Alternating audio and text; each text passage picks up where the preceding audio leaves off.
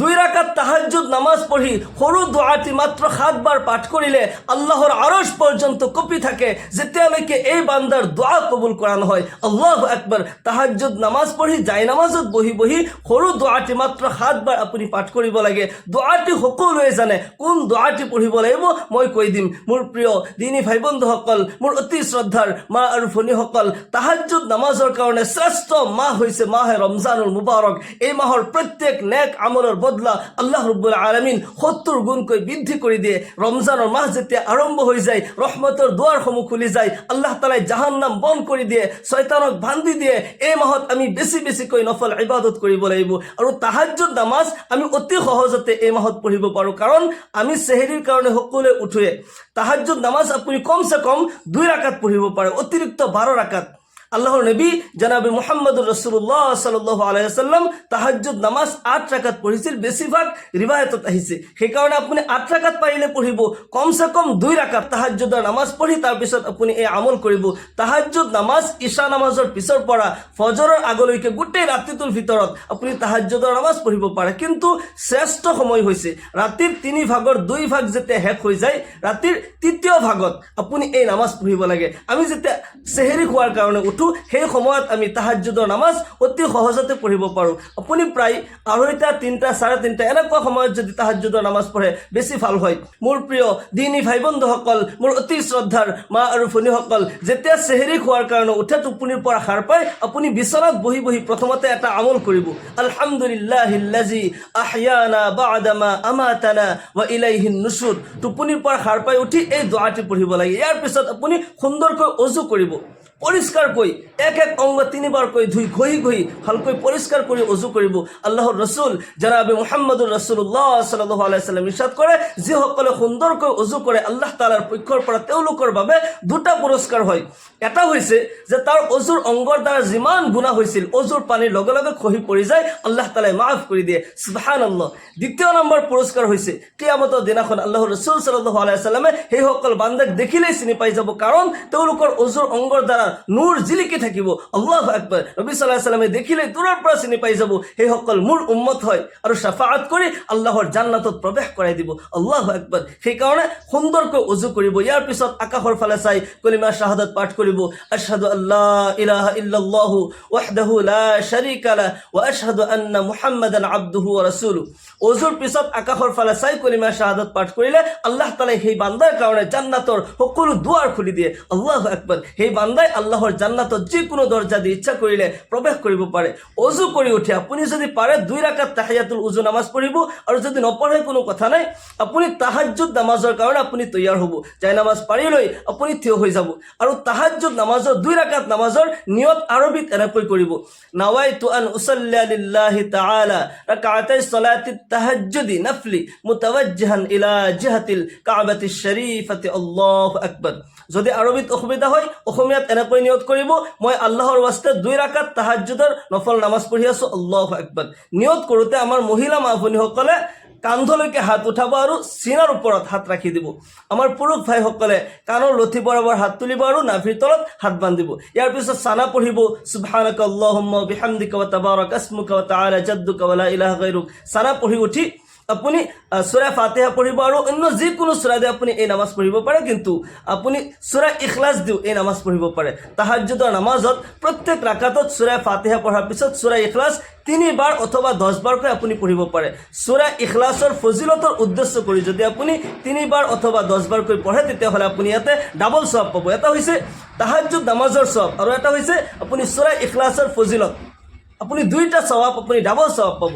সূরা ইখলাস এবাৰ পাঠ কৰিলে আল্লাহৰ ৰাসূল সাল্লাল্লাহু আলাইহি ওয়াসাল্লাম ইরশাদ কৰে, যে ব্যক্তি সূরা ইখলাস এবাৰ পাঠ কৰে কুরআনে কারীমৰ 10 পাৰা তিলাওয়াত কৰাৰ সওয়াব পায়, আৰু যে ব্যক্তি 2 বাৰ পাঠ কৰে 20 পাৰা তিলাওয়াতৰ সওয়াব পায়। 3 বাৰ পাঠ কৰিলে কুরআনে কারীম খতম কৰাৰ সওয়াব আল্লাহ তাআলা দান কৰে, আৰু 10 বাৰ যদি কোনো ব্যক্তি সূরা ইখলাস পাঠ কৰে আল্লাহ রাব্বুল আলামিন সেইজন বান্দাৰ কাৰণে জান্নাতত এটা বিল্ডিং তৈয়াৰ কৰি দিয়ে। সুবহানাল্লাহ। মান ক্বাৰা সূরাতুল ইখলাস 10 মাররাত বানাল্লাহু লাহু কাসরান ফিল জান্নাহ।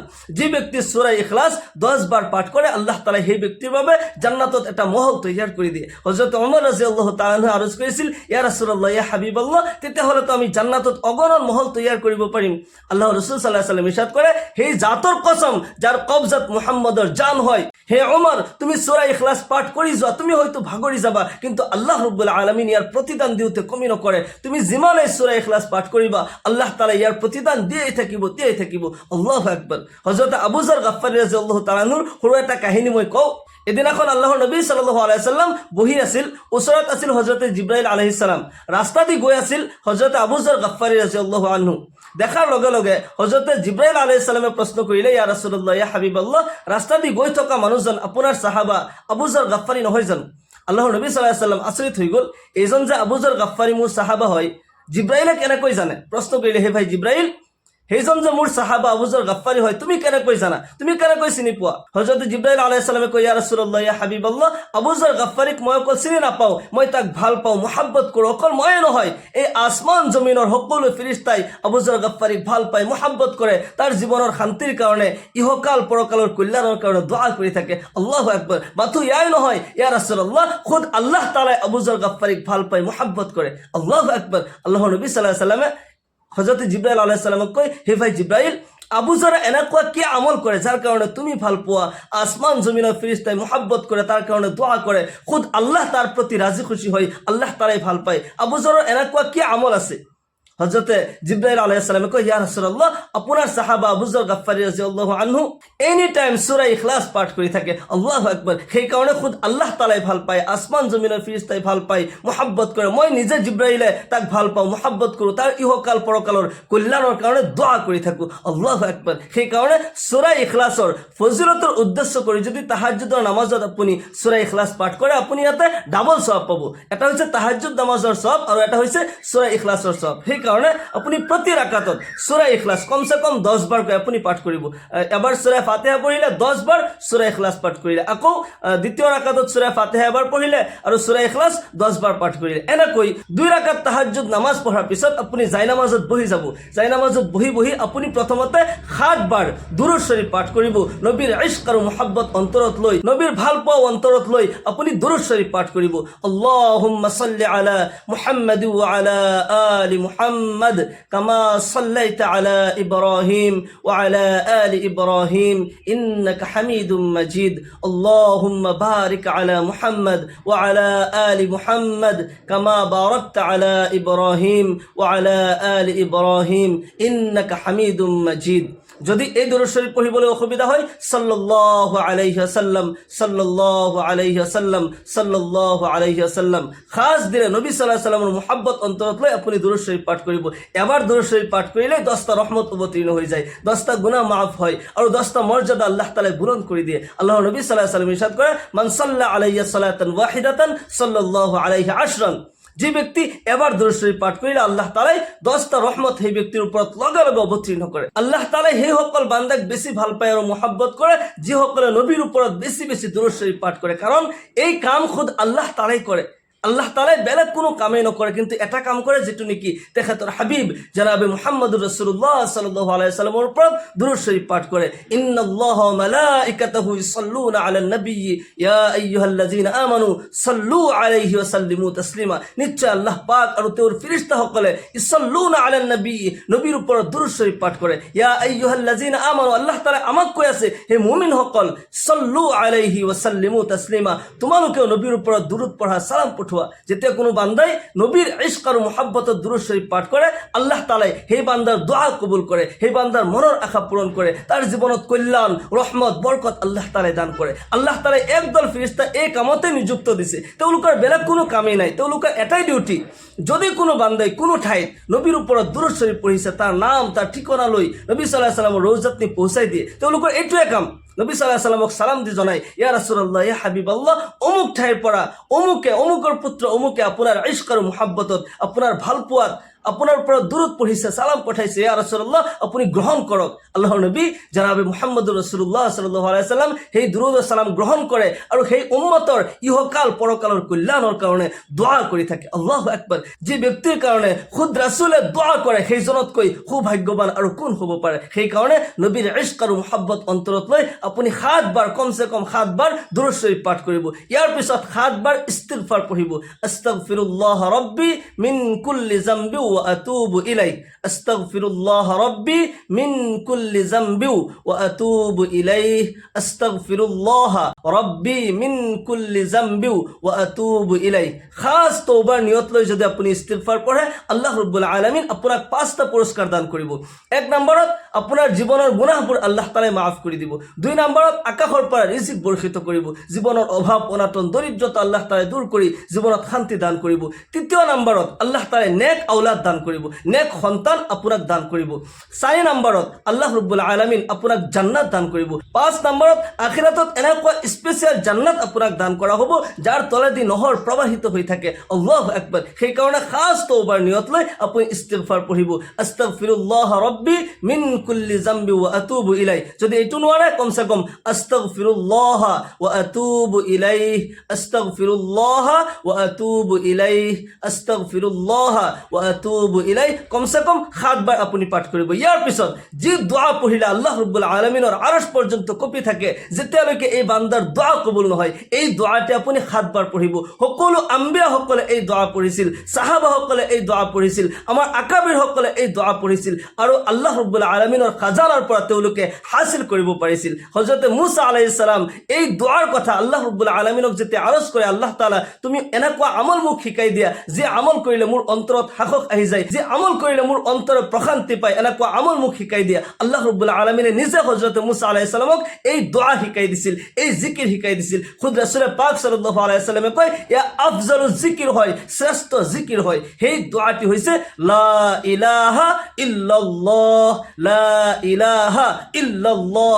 এই জিকিৰ যদি আপুনি এবাৰ পাঠ কৰে আল্লাহ ৰাব্বুল আলামিন লগে লগে 50,000 নেকি আপোনাক দান কৰে। সুবহানাল্লাহ। এই দোয়াটো আমি সকলোৱে জানো, এই জিকিৰ আমি সকলোৱে জানো, কিন্তু তাহাজ্জুদৰ নামাজ পঢ়ি আপুনি দুৰুদ শৰীফ 7 বাৰ পঢ়িব, তাৰপিছত 7 বাৰ ইস্তিগফাৰ পঢ়িব। ইয়াৰ পিছত আল্লাহ ৰাব্বুল আলামিনৰ মুহাব্বতত আল্লাহ ৰাব্বুল আলামিনক হাজিৰ আৰু নাজিৰ কৰি আপুনি এই দোয়া এই জিকিৰ 7 বাৰ পাঠ কৰিব।